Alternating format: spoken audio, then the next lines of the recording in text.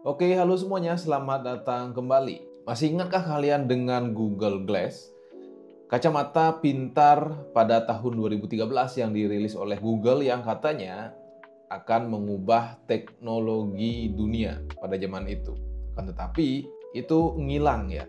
Dan di tahun ini Google akhirnya kembali lagi merilis kacamata terbaru mereka yang diberi nama Google Glass. Masih Google Glass sih, akan tetapi dengan fitur AR menggunakan Android XR. Yang jadi pertanyaan, apakah Google akan berhasil dengan kacamata ini atau akan ya sama seperti sebelumnya?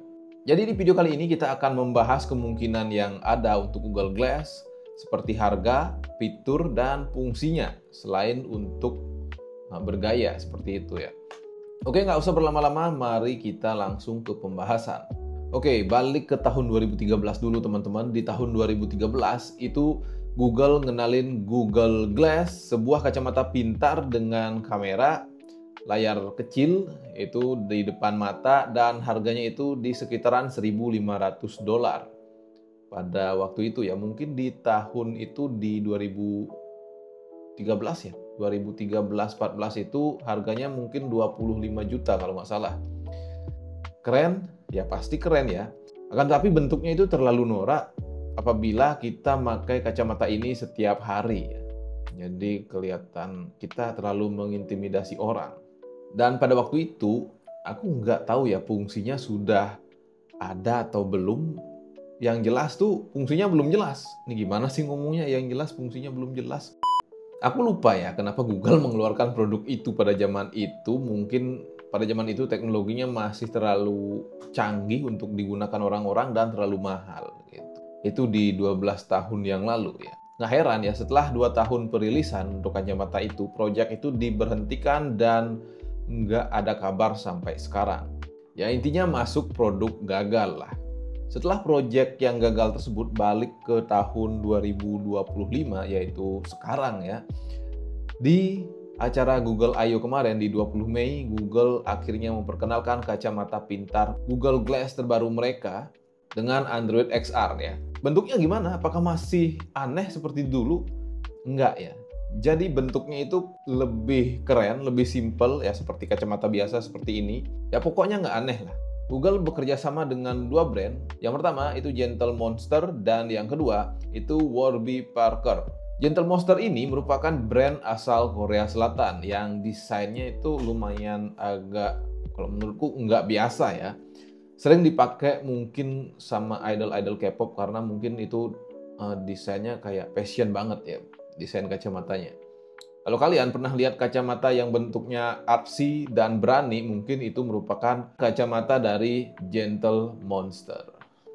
Sedangkan Warby Parker itu merupakan brand asal Amerika yang terkenal karena kacamatanya yang stylish dan murah. Murah versi Amerika. Dan banyak anak muda katanya memakai Warby Parker di Amerika sana. Jadi Google kayak bilang, oke, teknologinya udah canggih. Sekarang tampilannya juga harus keren dan enak dilihat. Mungkin kayak gitu ya Google ya. Nah, fitur dari Google Glass ini seperti yang dijelaskan kemarin di Google I/O itu, jadi bukan hanya sekedar kacamata.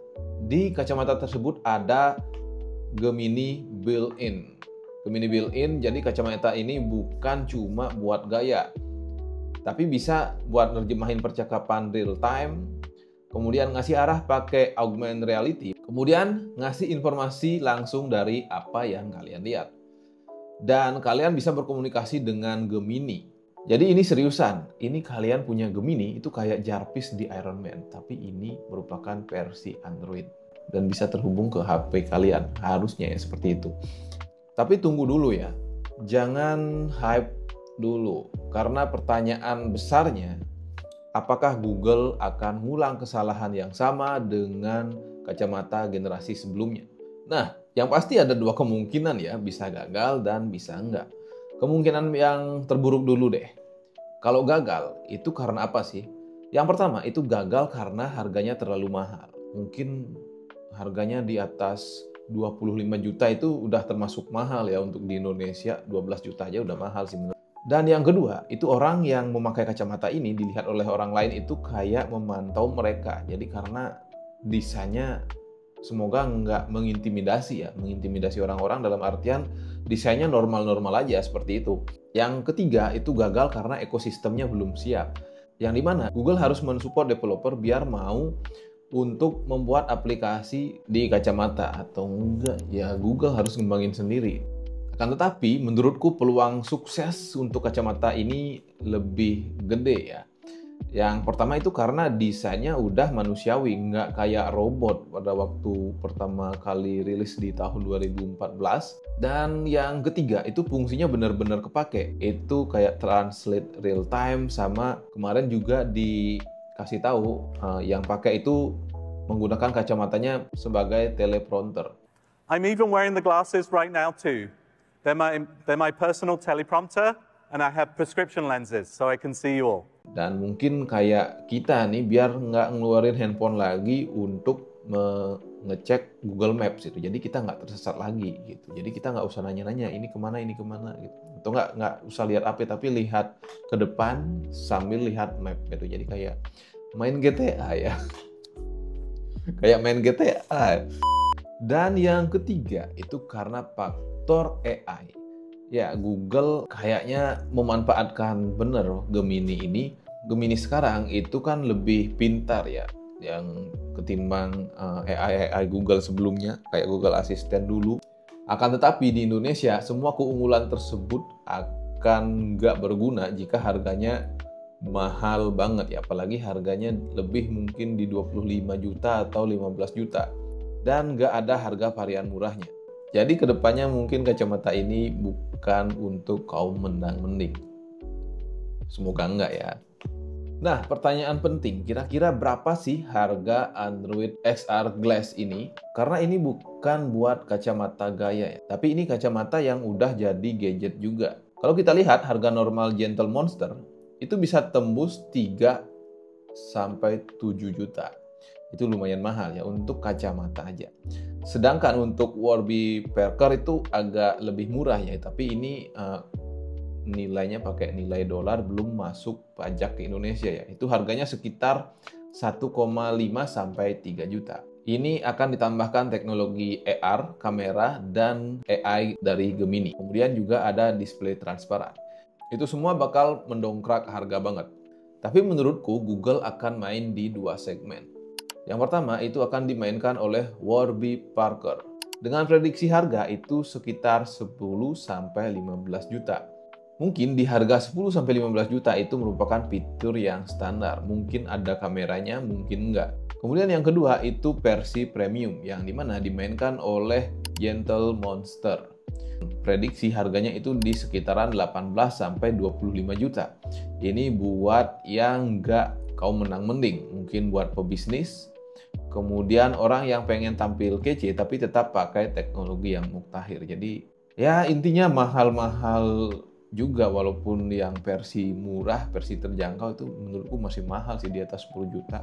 Aku tahu ini prediksi yang agak lumayan mahal, akan tetapi kalau dibandingkan dengan Apple Vision Pro yang harganya itu bisa nyentuh sampai 60 juta, ini masih masuk akal ya, apalagi yang Warby Parker. Dan kalau emang teknologinya beneran kepake dan desainnya bisa nyatu dengan gaya hidup kita, itu menurutku masih worth it sih di harga 10 sampai 15 juta. Dan ya teman-teman, ini masih prediksi. Google masih belum ngerilis harga resmi. Yang pasti Google nggak mau gagal kayak dulu. Mungkin mereka masih mempertimbangkan dari segi fitur dan harga. Apabila dirilis tahun ini, apakah kalian siap mungkin untuk membelinya? Kalau aku sih belum ya. Mungkin 2 tahun, 3 tahun lagi mungkin ya. Kita tunggu aja info resmi dari Google. Mungkin 2 tahun lagi dan setahun lagi itu bakalan dirilis ya. Oke, kita udah ngomongin kacamata ini dari segi desain, partner, terus fitur, terus harga. Selain fitur-fitur tadi yang aku jelasin, kemarin pas lihat video aku kepikiran nih, apakah ini bisa dipakai oleh teman-teman yang disabilitas. Jadi ya kemungkinan kedepannya kacamata ini bukan cuma buat orang yang melek teknologi, tapi bisa jadi alat bantu yang powerful buat teman-teman disabilitas, khususnya tunanetra atau low vision. Nah, bayangin aja, tunanetra jalan di trotoar dan kacamata ini ngasih tahu mereka ada zebra cross di depan, kemudian belok kanan, belok kiri, atau ada toko Indomaret di sebelah kiri, mungkin ya. Dan ya, kedepannya itu bukan khayalan, dan Google udah pernah bereksperimen kayak gini lewat Project Guideline dengan AI Gemini plus AR. Sekarang teknologinya ya makin siap aja gitu. Mereka mungkin nggak butuh layarnya ya, tapi mereka butuh mungkin panduannya, speakernya seperti itu. Ya intinya informasi bisa disampaikan lewat suara dan feedback getaran. Jadi kalian udah tahu Android XR Glass ini bukan sekedar kacamata gaya. Mulai dari fitur-fitur AI yang membantu kalian untuk mengerjakan tugas, sampai potensi nyata buat bantu saudara-saudara kita yang tunanetra. Ini bukan cuma sekedar gadget baru ya, tapi jadi salah satu inovasi paling berarti dari Google dalam 1 dekade terakhir. Sekarang aku pengen denger dari kalian ya, kalau Android XR Glass ini beneran rilis, apakah kalian langsung membelinya? Atau kalian tunggu dulu mungkin lihat review? Atau kalian skeptis, nggak percaya lagi dengan produk Google Glass? Mengingat ya dulu ya gagal, tapi ini beda ya. Aku ingin baca pendapat kalian di kolom komentar tentang Google Glass ini. Dan ya jangan lupa like dan subscribe video ini jika kalian suka dengan video-video seperti ini. Dan kedepannya aku karena masih hype dengan Android XR, Project Muhan, dan Google Glass, kedepannya aku akan update Project Android XR sampai mereka rilis mungkin. Dan aku Dharma, aku pamit dulu dan sampai jumpa di video selanjutnya. Terima kasih telah menonton video ini sampai akhir. Sampai jumpa.